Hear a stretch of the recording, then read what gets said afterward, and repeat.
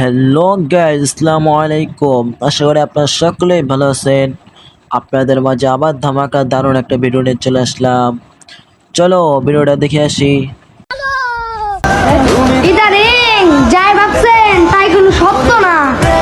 এটা আসলে আমার ভাবি না, এটা আমার একমাত্র জান পাখি। কি জান পাখি সত্য? ইদারিং সে তাকে ভাবি বলে ডাকতো। ইদারিং সে তাকে ভাবি বলে ডাকতো, কিন্তু ঘরের মধ্যে আকাম করতে যেয়ে ধরা পড়ার পর এখন তাকে কি বলে ডাকে? এখন তাকে বউ বলে ডাকে। তার জন্য সে বলল, ইদারিং আপনারা সেটা ভাবছেন সেটা না। আগে তো ভাবছেন আপনারা ভাবি লাগে, কিন্তু এখন ভাবি না, এখন তার কি লাগে? এখন তার বউ লাগে। এটুক বয়সে যদি এই হালাত।